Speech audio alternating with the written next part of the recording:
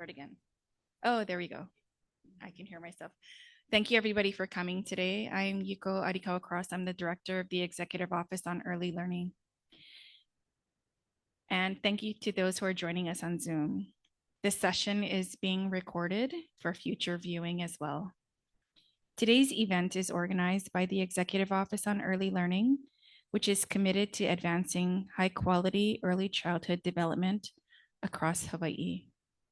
Our office sincerely appreciates the College of Education at UH Manoa for providing today's venue and technical support, with special thanks to Professor Lois Yamauchi for her invaluable assistance. Thank you. If you ever need to use the restroom, you can exit out these double doors and head off to your left side. And now I will introduce Dr. Remy Pages from the Executive Office on Early Learning, who will introduce our speaker today.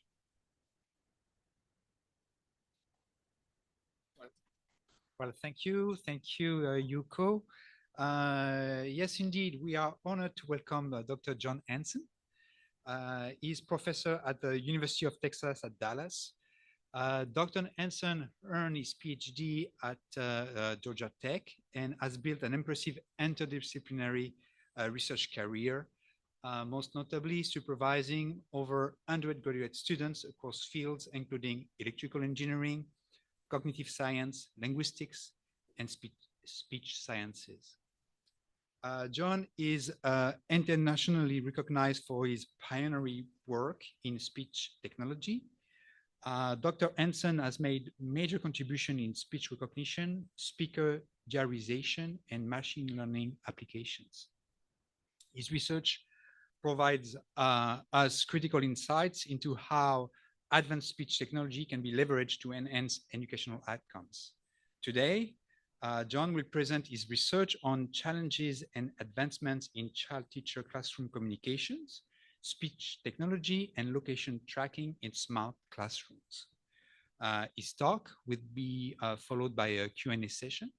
So please join me in warmly welcoming Dr. John Hansen.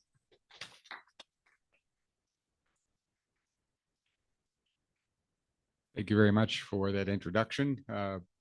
It's a pleasure to be here and to give a talk here on child speech research. And I will see if I can get my screen to come up here.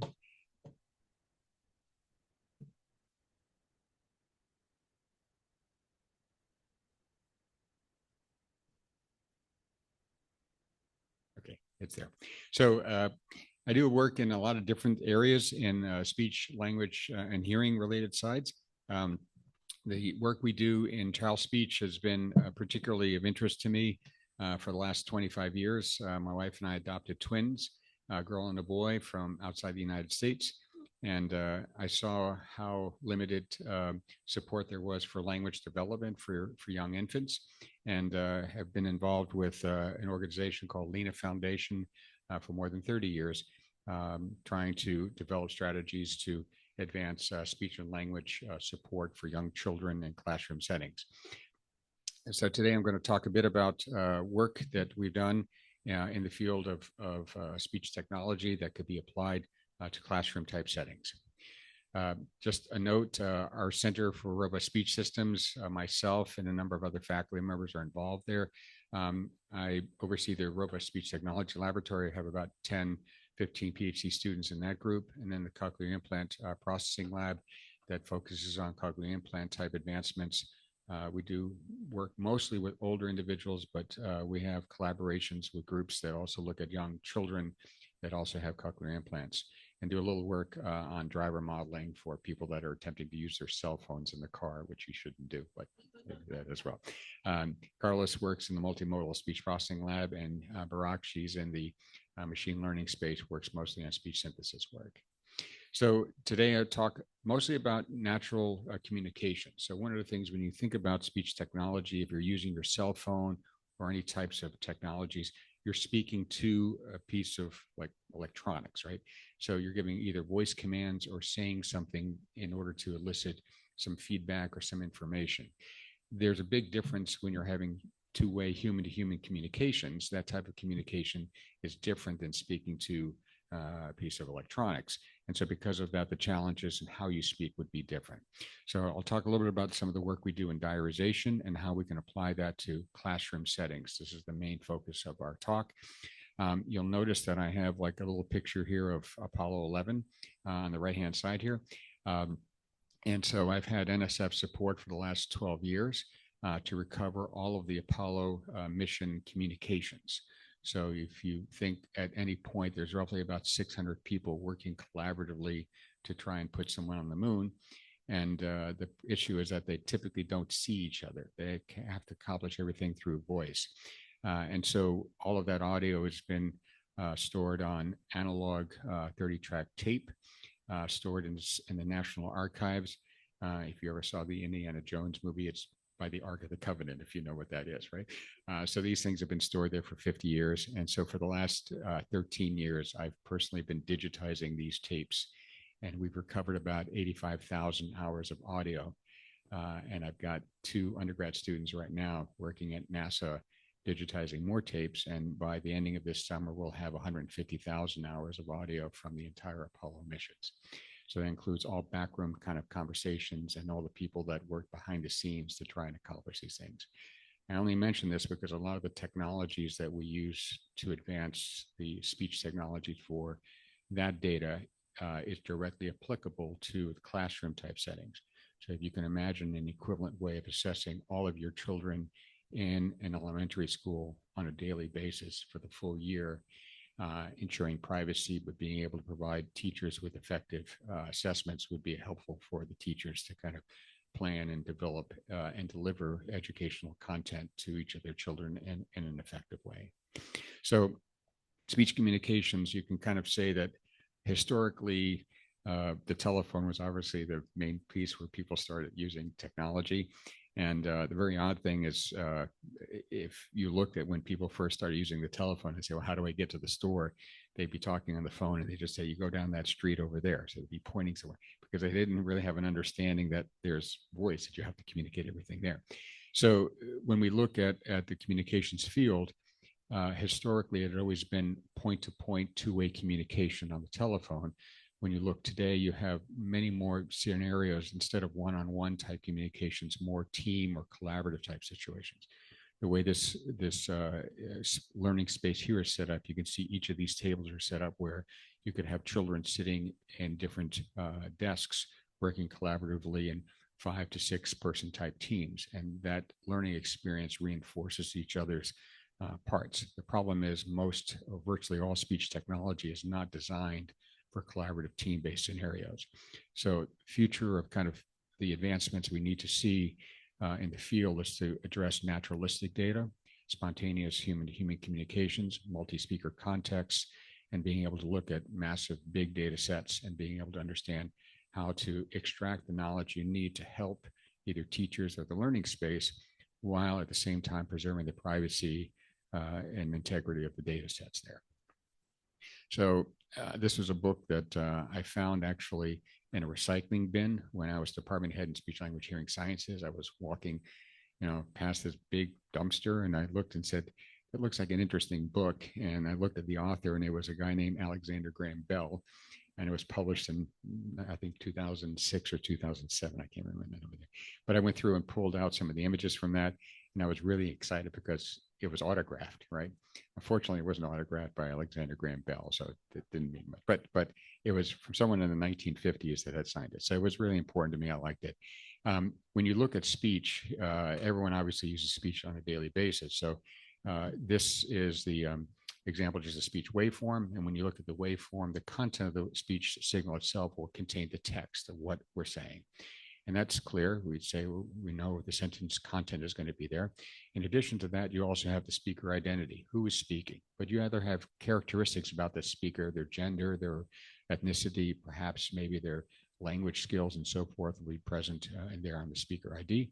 The emotion and stress that the person might be under will also be encoded into that particular audio stream. And finally, the environmental and the context, the media that captures the audio and how it's actually stored and so forth will be present in there. In addition to that, we also have things like the languages, right? So over 6,000 languages spoken on Earth. If you visit Papua New Guinea or American Samoa, there's different countries, regions that I think Papua New Guinea has 1,000 languages spoken in that country. Unfortunately, people in the United States are somewhat not as knowledgeable about different languages. So I worked for NATO for about 8 years, and the running joke that we had in all of our NATO meetings was, what do you call someone that speaks 2 languages? And you call them bilingual. If they speak 3 languages, you call them polylingual. If they speak 1 language, you call them Americans. So I apologize for saying that, but that's the reality. So most people will speak multiple languages. And the assumption here is that it's not just the languages, but the dialects. You have many different dialects as well. So dialects in the United States, there's at least 56 recognized dialects of American English. That doesn't include social dialects. Here I had a couple of examples. Do you have lilies up the top? Do you have lilies up the top? Do you have lilies up the? Do you have lilies up? Do you have lilies up the top left-hand corner? Now make another half circle around the lamb. So not sure why. Oh, maybe. Can I ask? Is the audio playing? Do you have lilies up the top left-hand corner? All right, that's someone speaking Irish. Now make another half circle around the lamb. So he's speaking Welsh there from Cardiff.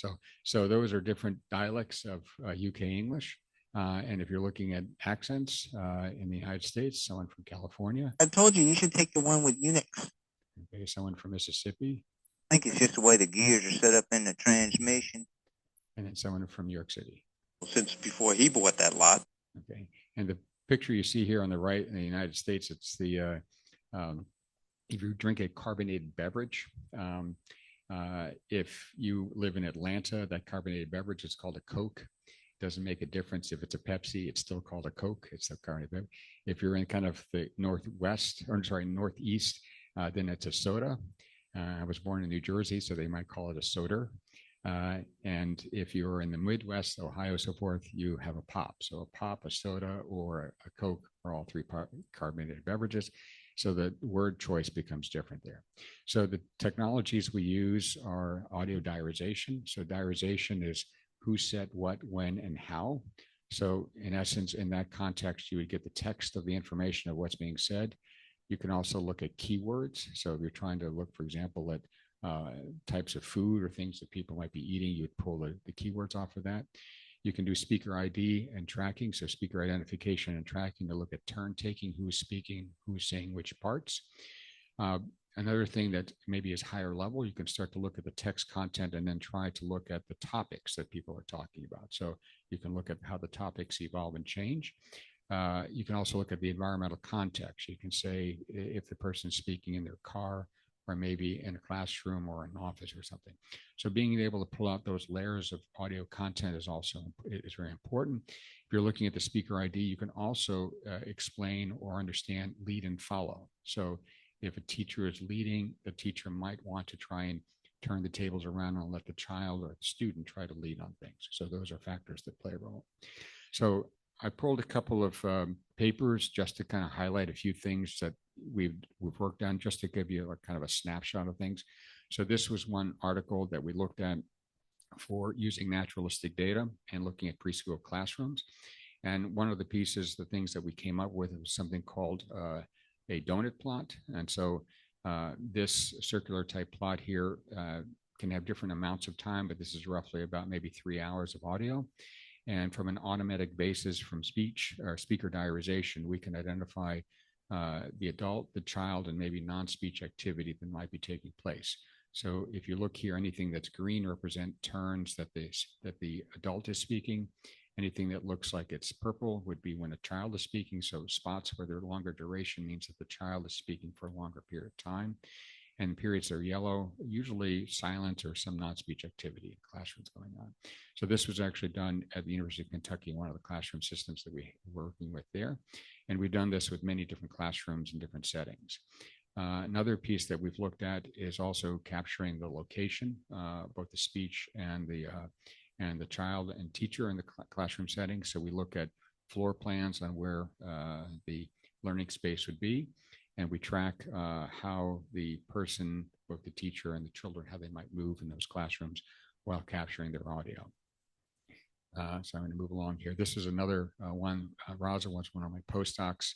A colleague that I've worked with for about 15 years is Dwight Irwin, who's now at the University of Florida. He's been one of the leading people that I know in the field that work in basically child language type development. So one of the things we were able to do here is in the classroom setting when teachers talking with children, we capture all the child speech, and then we can look at analyzing the text content of the children's speech.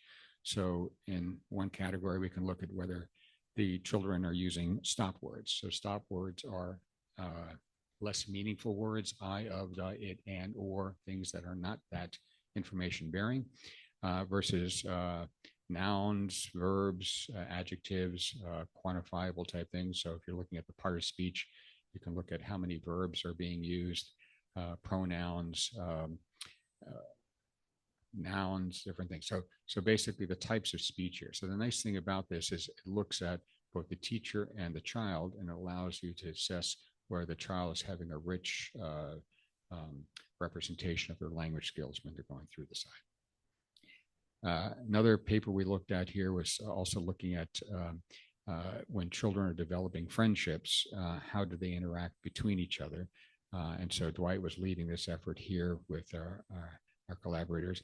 And one of the things we can look at was in learning spaces, how much time they spend in each space and the types of things they might be talking about. So these just represent vocalizations for 3 different children in dramatic play space, manipulatives, science, and sensory type. So there are different like learning stations that you might see in the learning space, so we can kind of quantify which children are spending different times there. And this was actually one of the first papers we put out.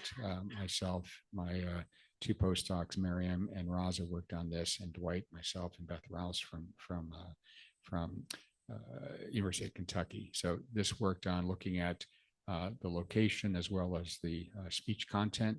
And so we created these things called heat maps. And so this heat map actually represents the adult speech engaging with the children. So in essence, if you're looking at your learning space, you can say, well, we want to optimize the learning space to try and produce as much speech content between the teacher and the child.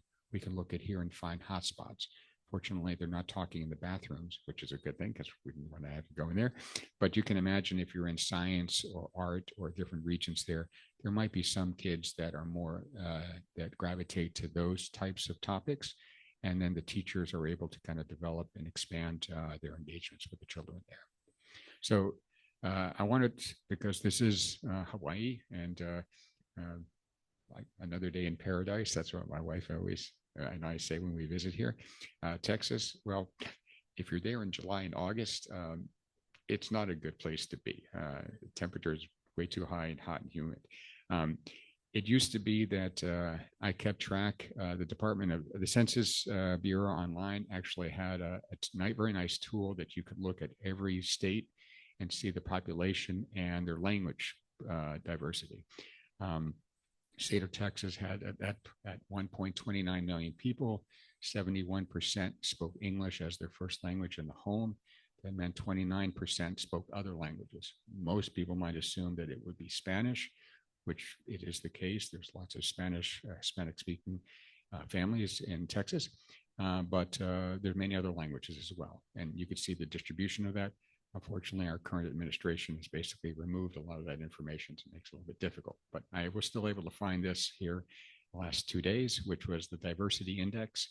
And I guess you all know that Hawaii is #1 in the United States of the 51 entries that they have in this system for the most diverse population in terms of just diversity, which is a really good thing. I was pretty surprised that Texas was actually in the top list there, but probably primarily because of, I would say, Spanish or Hispanic speaking folks. So this was the race and ethnicity prevalence back from 2020. That was where the numbers were set up. And you can see here for the United States, the majority of people are Caucasian white. And there's a fairly large number that might be Hispanic or Latino in that side. In Hawaii, the larger percentage of population here is Asian in descent. with Caucasian being the second. Texas is flipped. You see a larger percentage here of Caucasian, but a second one would be Hispanic in Texas, right? But if you look at, and then they look at what they call the diffusion score. So the diffusion score basically says how diverse the population actually is based on race or ethnicity. And you can see it's 21% is one of the highest scores that exists in the United States. Texas is much smaller. That's partly because we have most of our diversity might be in the cities as opposed to more in the countryside. So here in Hawaii, you have at least, I'm happy to say, 2 official languages, but probably a third language you would also want to bring up.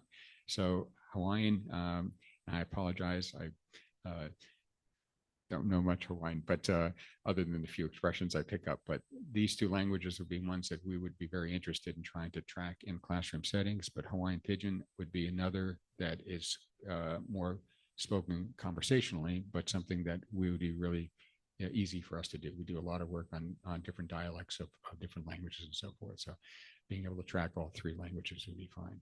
So in environmental settings, I'm going to try to highlight some of the pieces here, but there's a mismatch and various issues that involve how you capture audio. Speaker and environmental contexts are all different, and whether you're using a cell phone, smartphone, or some other type of data capture system, all these factors kind of cause the acoustic signals to be just very different. This is an example. So I pulled this out of an old talk from 2014, but this is Dwight Irwin sitting right there. One of my colleagues that he was a postdoc at the time. He's now faculty member at the University of Florida. And we did a data collect here where we use audio recorders that actually I should turn this on, that represent data collection for child speech. So let's see if I can do this.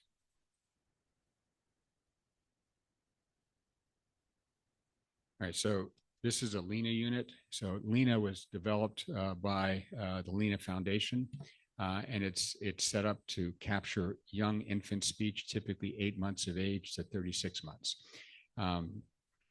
It was developed by a husband and wife, Terry and Judy Paul. Terry Paul, they had they had 2 efforts. One was to oversee a company called Renaissance Learning. So Renaissance Learning was, I think, in almost all the states in the United States. They did reading and math. And at some point, Terry realized that it was probably more important to swim earlier, like not wait until they're in 6th grade or 6 years of age to 12 years and move to the younger ages. So he sold Renaissance Learning for $256 million and took all that money and put it into LENA Foundation. Okay. I rode like some very common car and never wore nice clothes. I mean, I mean to say that badly, but he was a humble guy. So he put all that money into LENA Foundation. So this unit was developed. I'd been on the board, nonprofit. I don't collect anything around, but I've been involved with this for more than 25 years. And it's now in 65 different countries, developed by to support child language development. One of Hawaii's native sons, Barack Obama, held this up at the steps of the White House to announce the 35 million word gap.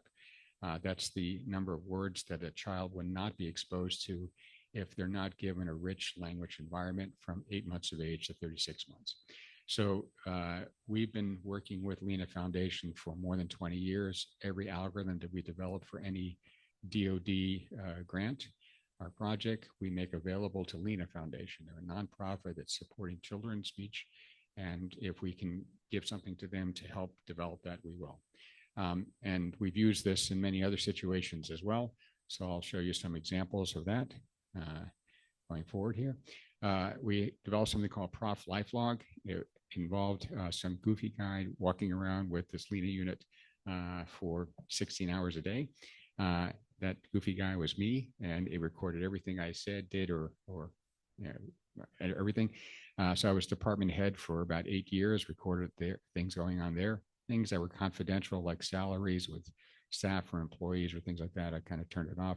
But shoot, it recorded everything that included me going to the bathroom, which was not a good thing. But I had transcribers that were really careful and just basically didn't embarrass me, I guess. But that all got recorded. We used that to kind of track and analyze audio. So here are some examples where we can look at the background, where there's speech or background. So this is automatic analysis from these recordings. We look at the environment, so we can listen to the acoustic background and be able to track what location you might be in. And then we can look at the speech content and identify who the primary speaker is. That's the person typically wearing the unit.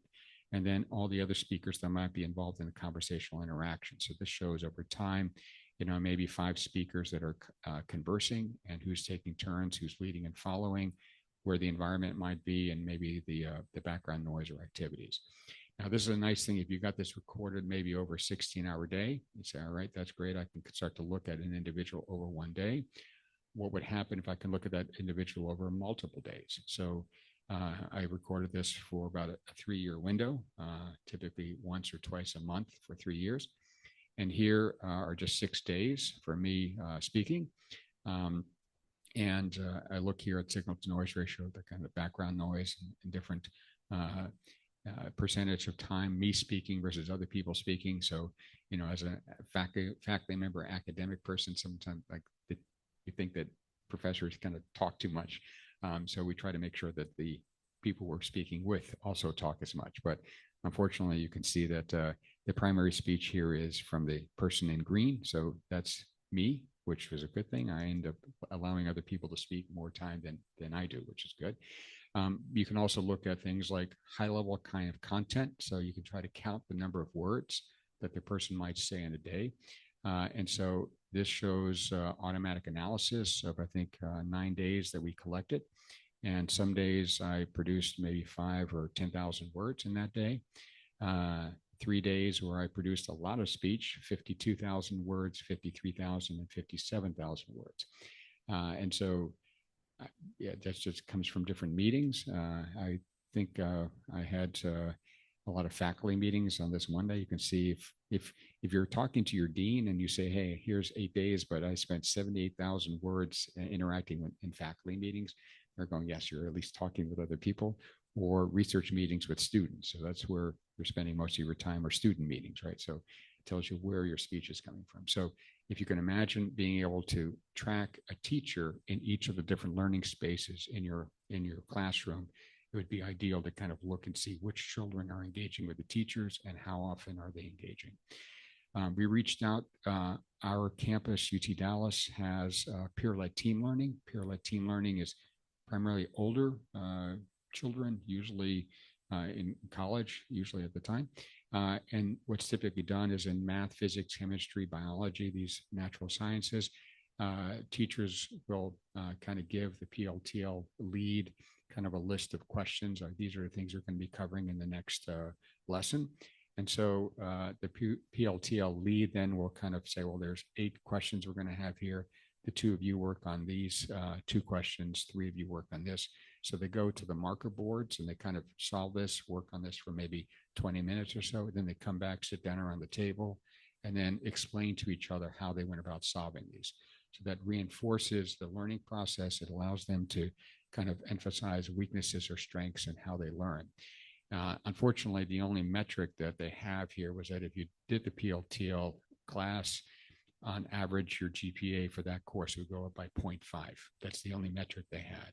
So we worked with them. It's like, I don't know, I'm an older guy, but it's like they were sleeping up for, a Bruce Springsteen concert. These things would sell out like instantly, like within 24 hours when they announced the PLTL slots, they would all be taken up because the students knew if they had participated in this, it would help them. So we did collections here for chemistry and for math, for calculus, and did the analysis on those tools, developed the technologies for that. That's what we're trying to migrate over to the young children's space to be able to use for that. So here we just looked at students that are in the classroom or in that learning space, and then the PLTL lead who's also a student, but one who's gone through the system before. So what the automatic technology would assess and what the human labeled system would detect. So you can see there's a little mismatch there between human label versus the automatic side. but allows you to kind of automatically track those things and rank order the students without actually having to kind of go through and listen to all the materials afterwards. So 99% correlation between the two worked out pretty nicely. So now I'm going to move on to the discussion here on the technologies that we use in the classroom settings. So this was from an NSF project that we have ongoing now. It's finishing up this year. And so we're capturing adult-child interactions. We're looking at active learning spaces where there might be interaction between adults and children, could be teachers or could be parents or caregivers. And the goal is basically to develop systems that might allow for better learning experiences in these locations. And so the speech technology we look at here, you got maybe a primary, secondary child, adults speaking. We use, again, these LINA units. So with these setups here, we basically hand these out to teachers or to parents and allow them to use the tools or to collect the audio. So what you see on the bottom plot here, this just shows a time axis. So maybe some silence, some music playing, background noise. So this is detecting the different types of speech or acoustic signal that might be present there automatically. Again, we're trying to preserve the privacy of the child and the parent. So we don't share any of the audio. We only take the content that we're extracting out here and use that for our analysis. Okay. Sorry, I just mentioned. So one of the performance metrics, diarization error rate there is what we look for. So false accepts, misses, and errors would be substitution type errors that would be made. So in the classroom setting here, you can see different locations or learning spaces. We have kind of little shirts that the children would wear with little pouches that actually have the LINA units that go inside, capture it that way, and we get the audio sequence there, and then we do the analysis offline. Looking at the space, another location we wanted to look at book reading, so we thought this would actually be a good thing. During COVID-19 times, there weren't as many kids in the classroom, and there was a little bit more sensitivity to getting access and having the administration as well as teachers agree to these things. So we did an effort where we did electronic books, so parents would read to their children at home. So this was the mechanism. We would kind of sanitize everything, drop things off. They would kind of go through an online training with an online like Zoom or MS Teams. They'd do the recordings, and then we kind of pick them up from outside. They'd put it on their front doorstep. We kind of pick it up, and you understand the process that went through that. And that worked out quite nicely. We were able to get a lot of recordings there. In Kansas City with the University of Kansas, they have a very big learning space, multi-floor type science museum. And so we got parents with their children to agree to have LINA units worn while they're going through the museum and looking at different stations or not stations, I guess, different exhibits in there. So one of the spots when we hit the dinosaurs, we didn't understand that some little children really know every single dinosaur that exists.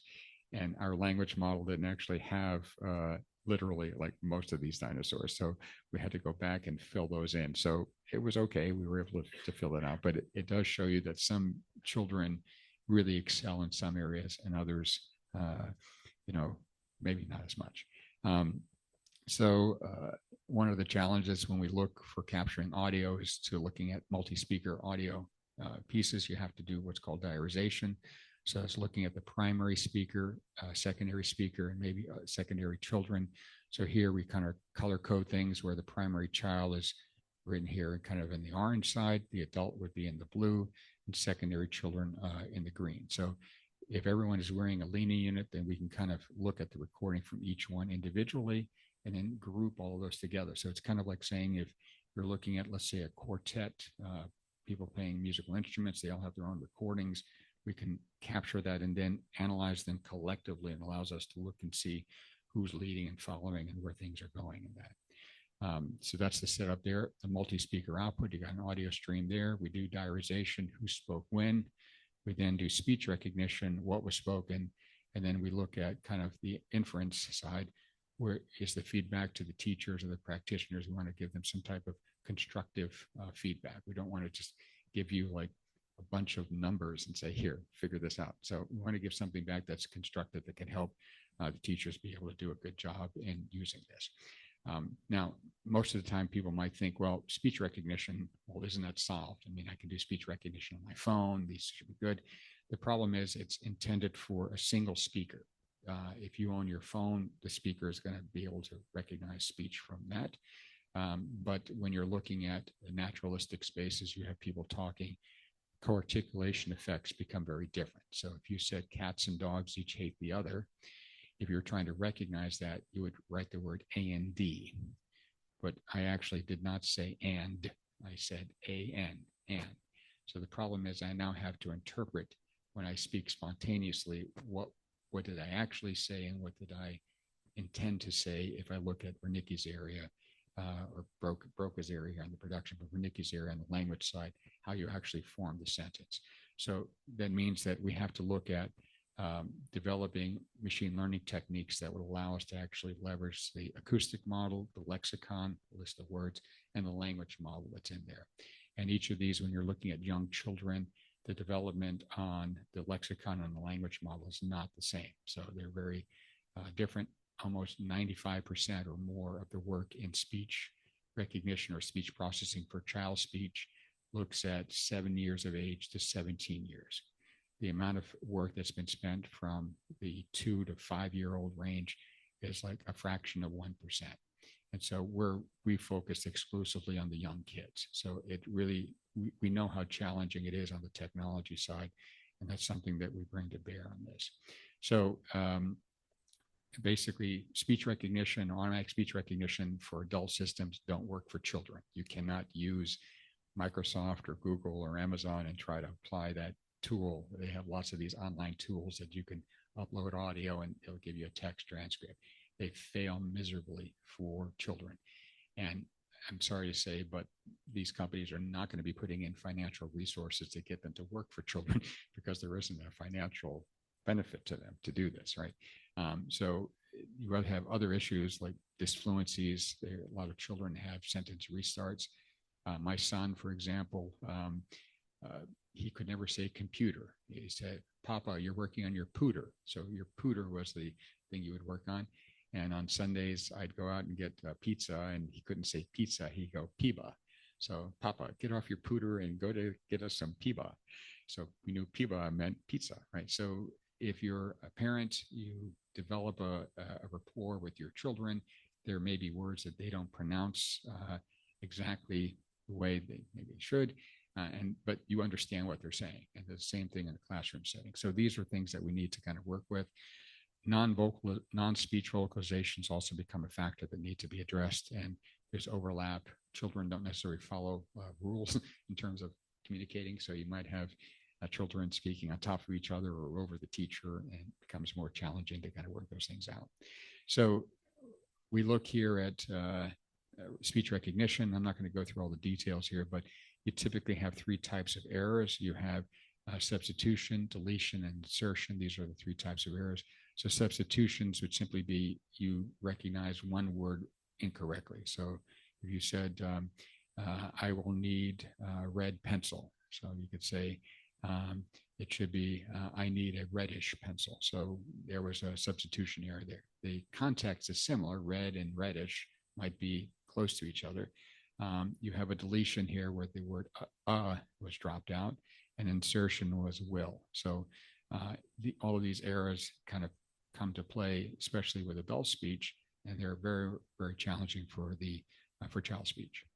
So I'll just cover this. This is one of the things we looked at here. So in child language spaces here, we captured audio and learning spaces over children that were in the 2.5 to 5 years of range using the learning units.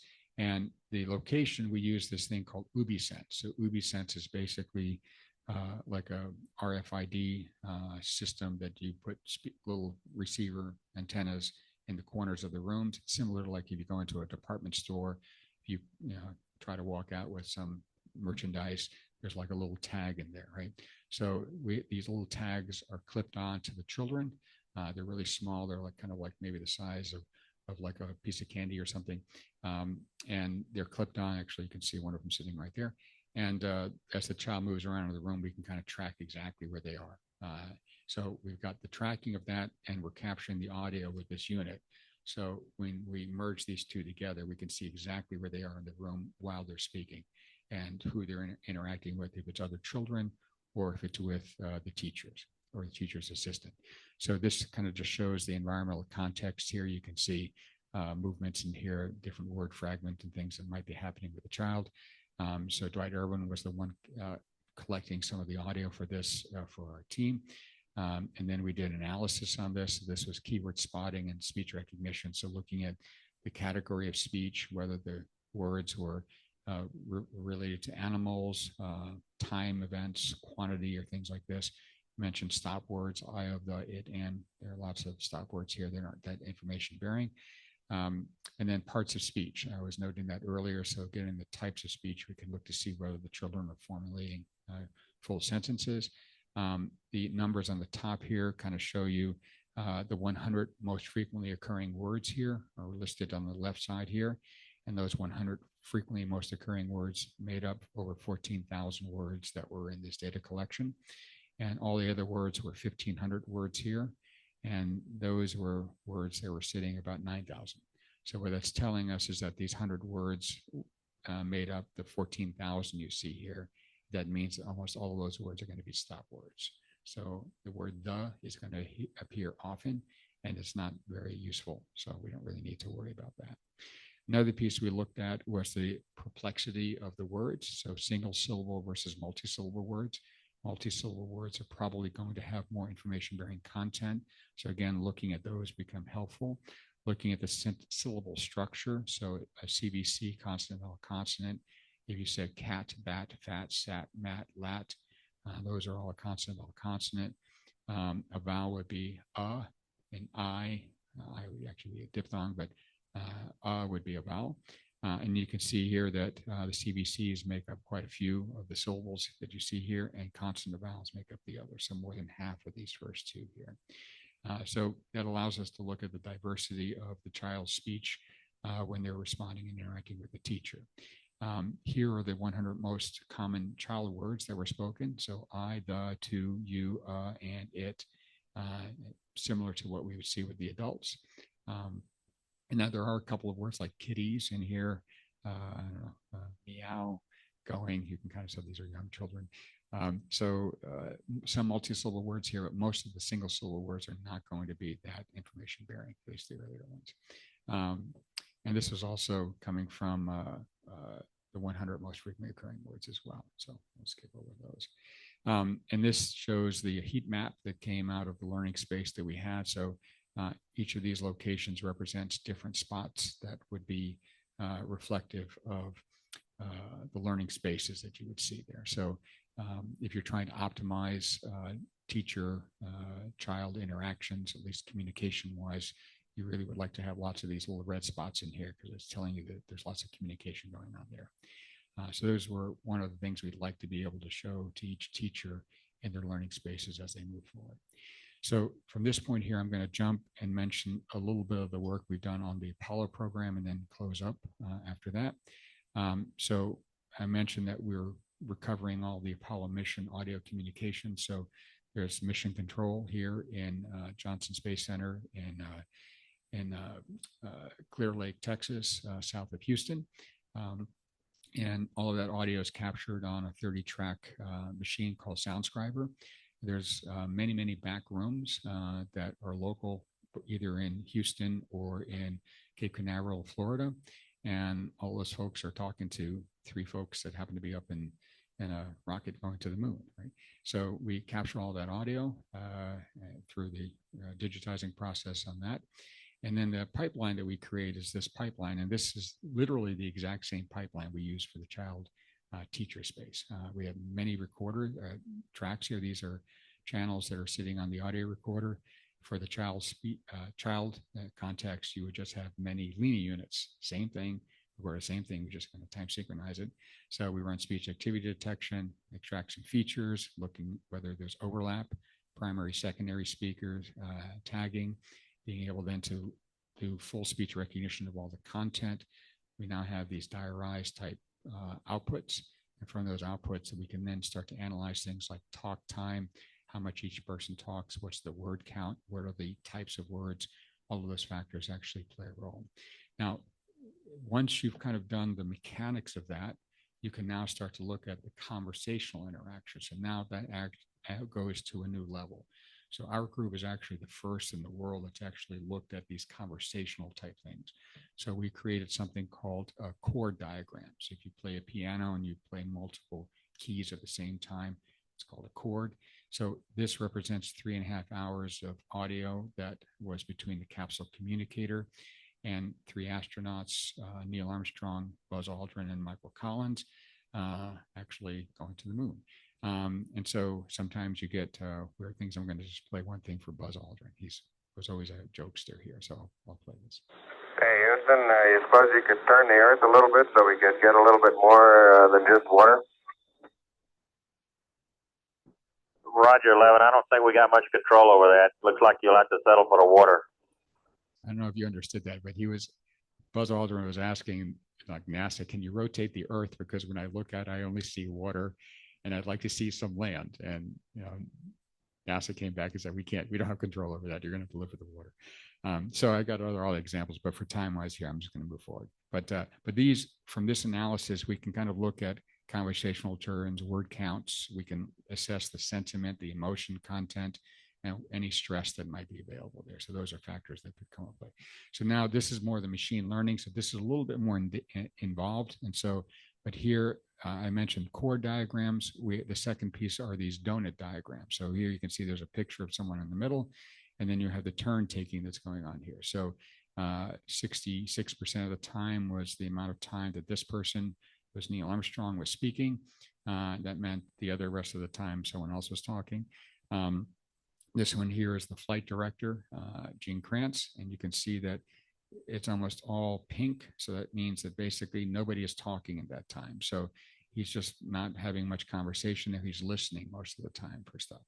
And so the nice thing about this is if you had a donut diagram for every single child that was wearing a Lena unit, you can now look over like the full day and see when did the child have interactions with other children, when did they have interactions with the teacher or the teacher's assistant.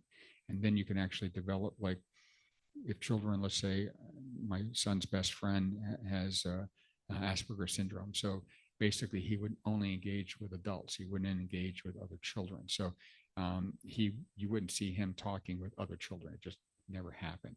So these would be nice ways to kind of track and look at those factors there.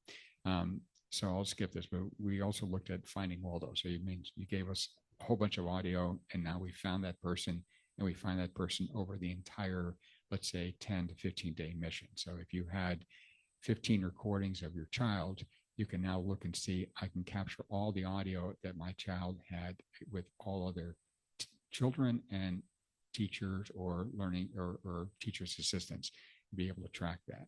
Okay.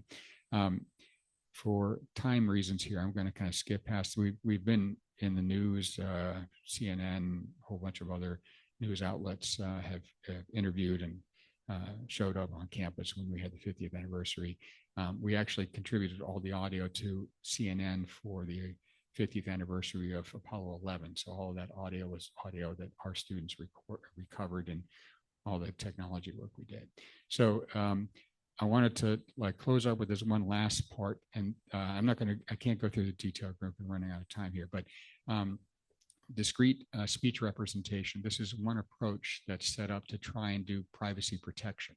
So when you're looking at the audio that you capture, if you share that audio, the problem is the identity of the child is there. So what you'd like to be able to do is to extract features that make it impossible for someone to reverse engineer those features and go back to the original audio. So now you just have numbers. You don't necessarily have the ability to identify someone after that. So one of my students has been focused on this area for quite some time. And these were 3 different machine learning strategies we came up with. The specifics are not critical for you all here, but just to show that we're exploring different acoustic and machine learning based models that might allow us to do a better job for speech recognition in naturalistic spaces for young children. This also shows kind of the network strategies that are used to try to advance things.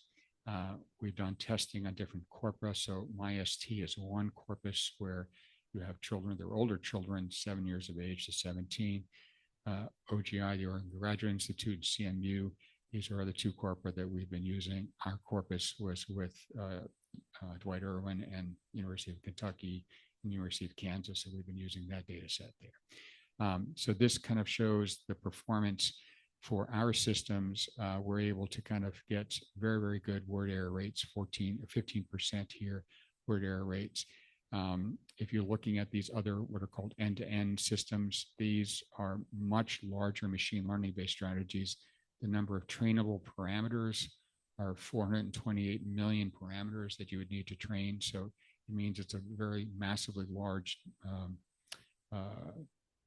software package that you need. And you can see the memory size here is a gigabyte versus ours, which is 155 megabytes. So the bottom line is that we're able to do an incredibly good level of performance with a very small footprint speech recognition engine, which requires many fewer parameters, 40 million parameters versus 428 million. So because of that, it makes it more viable and more portable.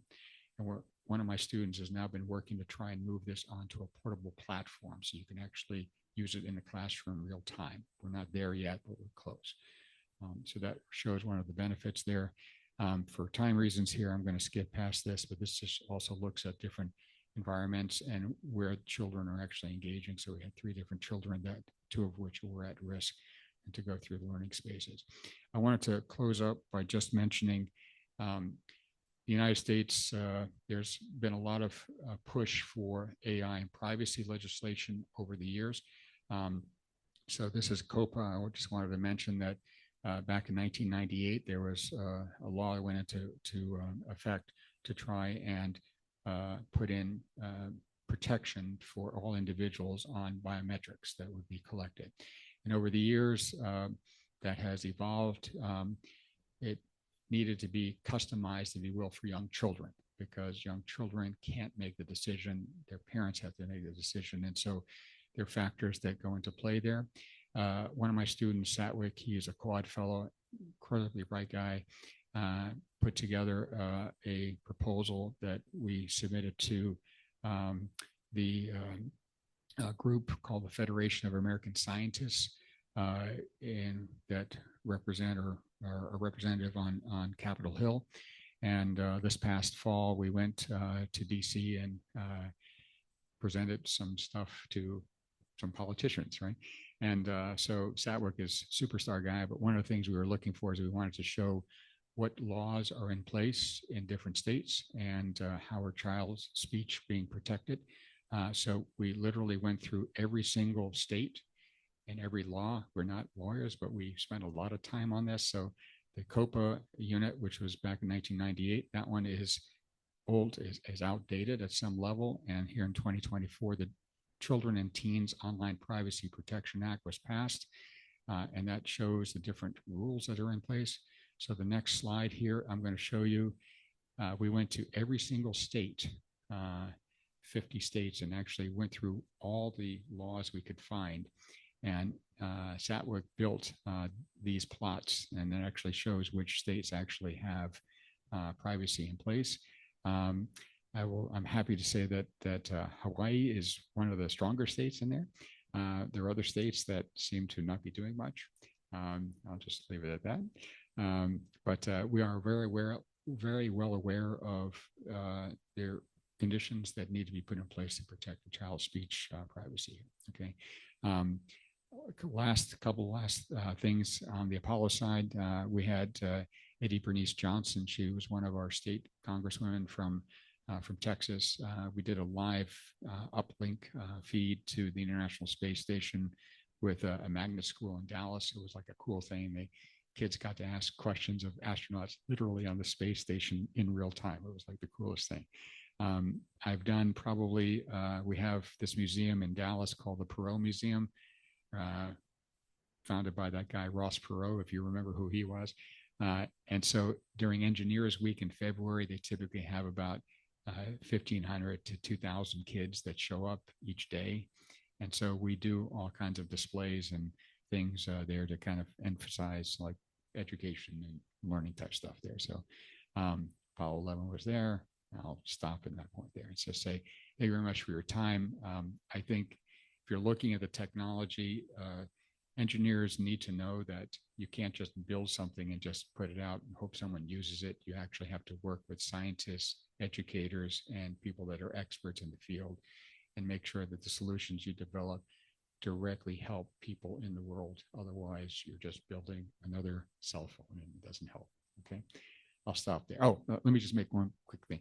Here are 6 amazing students that are all undergrad students that all helped on these projects. Sarah Tao got her undergrad degree in music at the University of Houston and decided she wanted to be work in technology. So she decided to come back and do a bachelor's degree in electrical engineering. She found me and she got Best Paper Award for this conference on child language type aspects of the American State Engineering Education. Dara is a woman here. We spent a year looking at AI bias in machine learning models for African American speech. And she's an amazing person. She's now going to law school this next year. But I've had some amazing students. These are undergrads. The PhDs and the graduate students are really extra cool. But to find the undergrads, they're just really cool and really good. All right, I'll stop there and thank you very much for your time. Okay.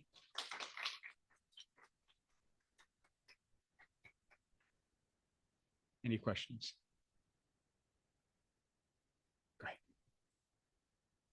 So because it's being recorded, they may want to.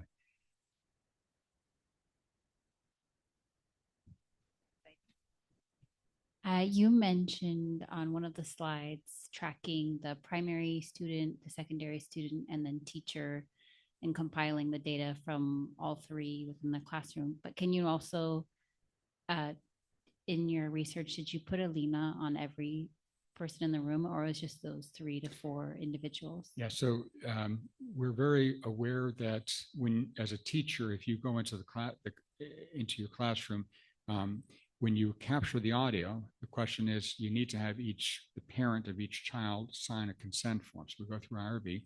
So if there's 20 children in the classroom and maybe 8 or 10 decide they want to participate, they'll sign that. Now, what we do is we anonymize all the other speech. Okay, so we can track all of the audio. If we know who is speaking, so we personally would at least know the turn taking of the children's speech, right?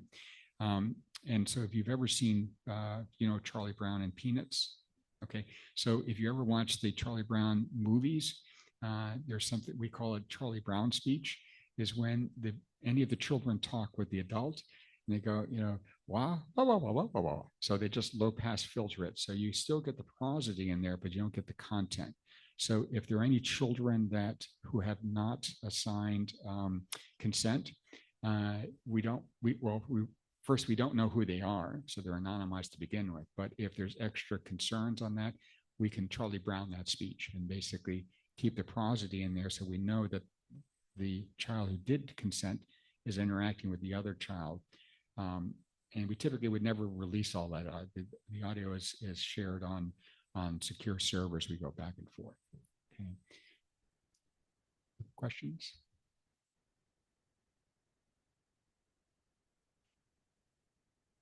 Well, thank you, Dr. Hansen. That was just fascinating. And I guess it made me think,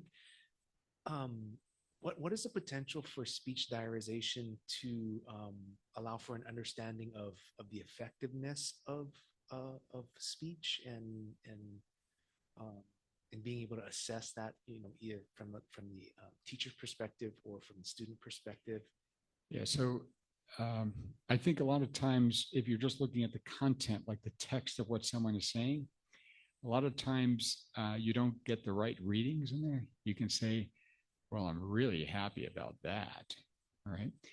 So if I'm just doing speech recognition on that, you say, yes, we're good, right? No, that's sarcasm there. So being able to look at the different levels, that was what I was trying to show. You can think of it as like a layer cake. You have different contexts there. And some children display things more directly, and some are more reserved and more introverted. And it's just part of their personalities. And teachers learn to kind of which children need more help and try to ensure that they get that support. You can think of this, we use this term when in Lena Foundation, when we were developing. So I'll just note for the Lena Foundation on here, there were two sides of all the technology that went into this, one looking at the child's speech and one looking at the adult speech. The person who did the child's speech was a woman named Sharmi Das, one of my PhD students. And the person that did the adult speech was Umit Yarpanal, one of my PhD students. So two students that developed, well, they weren't students at the time, they finished their PhDs, but all the software that went into this were students that came out of my group. And we did this because we wanted them to do something with it. But unfortunately, Lena Foundation just didn't have the financial infrastructure to actually advance the technology. So what they're using was what was state of the art more than 20 years ago. So the technology hasn't changed. So we've been working in this area to try and advance the technologies with the hope that we can share this openly. So our goal is to kind of give this software to any academic institution that wants to use this in classroom settings. That's our goal. We're not interested in making any money. This is a nonprofit as well. We've given it to them, but they haven't been able to pull it into their system because of just the overhead that it would take. So to get back to your point, you're asking about the intent there. So I think you may not see that on an individual like turn take, but if you could look at that child over the day or over longer periods of time, you can start to develop kind of what causes challenges for that particular child and what might be a better way to try and address that.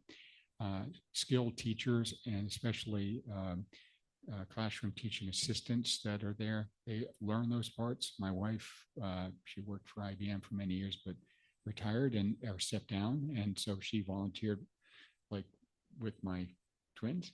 And she got to learn which children were required a whole lot more care. And she was happy to do that. And I learned from that because, you know, we try to imply this in the technologies we use. So what I'm hearing is that machines aren't about to replace teachers. No. Look. So there is no technology that can replace a human teacher. The teacher inspires and gives us, you know, insight, but also a nurturing environment to support the child, right? You know, this is a piece of metal, a machine, right? So this is not something that will do that for you. And, you know, the point that we've always had is if you can give better tools to the teacher, if you're looking at 20 students in a classroom, unfortunately, budgets have constantly being cut for the education world. And so teachers are being asked to do more and more with less and less, sometimes using their own monies to kind of pay for supplies and things. So my goal is to kind of say, well, I want to do something to kind of make it easier for teachers to provide what I would call the proper word or language nourishment that each child should get depending on their needs. And if we can do that, you would see more children mainstreamed, less dropping out from lack of support. And a lot of children become disillusioned that they just don't get the interactions and they become isolated or recoil and they don't interact with others. And that's where you really need to try to give some type of better support. That's the way it is. And I think it's also much more the case in multicultural, multi-language environments. State of California is one of the bigger challenges when I was in Department Head for Speech Language Hearing Sciences. The K through 12 space, if you're looking at children that were born in various Asian countries, is enormous.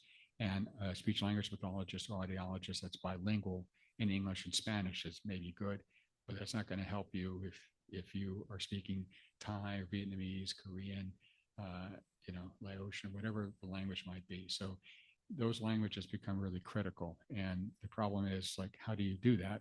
Well, Bowen Shah, one of my PhD students, went to work for IBM and developed a speech-to-speech translation platform that runs on a platform like this, supports 35 different languages in real time, and was deployed to World Health Organization folks going out for earthquake victims, let's say, in Turkey, and simultaneously translate from Kurdish to English, any like basic expressions. Do you need medical care? Are you looking for loved ones? Are you injured? So just basic things. And so you can do lots of things with the technology, but you can't replace the teacher. The teacher has to be the main person driving that piece. So I'm sorry, I went on. Other questions or things? Is this on now?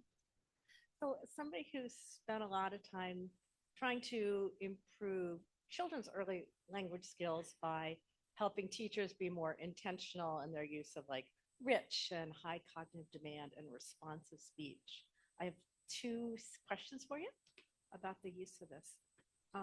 So how much can you do in terms of analysis that really requires word level understanding of what's being said? So examples of that might be type token ratios of kids' speech, or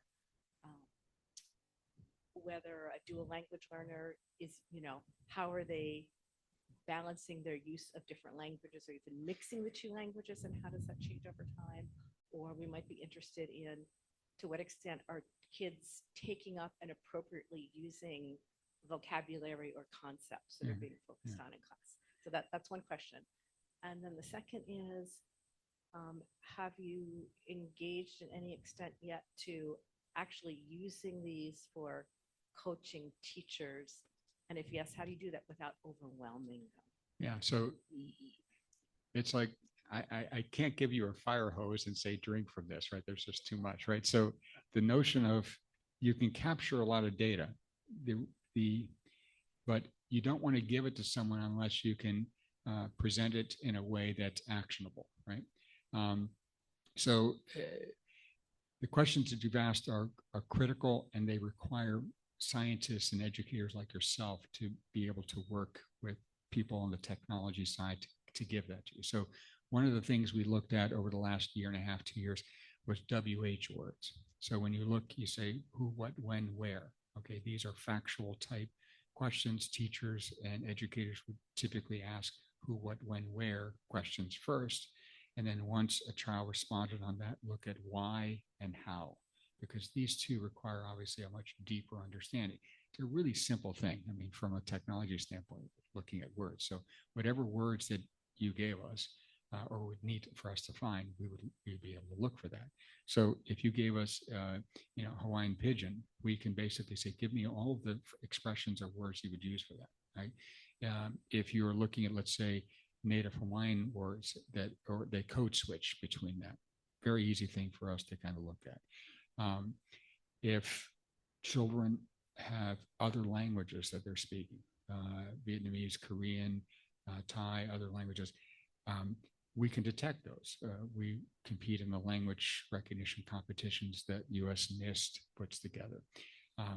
The issue is that a lot of times it's a single word or phrase that might be appropriate in one culture being used in a different context. And so from the technology side, we need someone to be able to help us decide what needs to be done and how we should do it in order to make it more effective for the teacher. My son, he's going to hate me for this, but said pooter and piba, right? We knew he would say that. Now, we don't really want to reinforce him to just use those words continuously. We want him to slowly try to move. And I know from speech language pathology, just speech motor production, diphthongs, liquids, and glides, these words, these phones are more difficult for young children to develop. Articulation type issues, if you're looking at stop consonants, they're not easy to work with. Children, for example, that come from India, there's 400 languages spoken there. They have roughly about 15 different stops, aspirated stops, and so forth. US English only has 6 stops. And so you're going to see very big differences there. Vowel reduction, if you speak Portuguese in Europe versus Portuguese in Brazil, there's about 30% vowel reduction of Portuguese in Europe versus Brazil. So you can speak the same language, but the Brazilians are not going to understand people from Europe because they have vowel reduction, right? I hate to say it, I don't mean to generalize, but most people would say if you speak Spanish, it's like one language, right? Yeah, you've got many countries that speak Spanish, right? So Spanish spoken in Central America, South America, and all the different dialects between Cuba, Peru, Puerto Rico, and so forth are not the same as what you would see in Madrid or other countries. So the dialectal differences make it more challenging.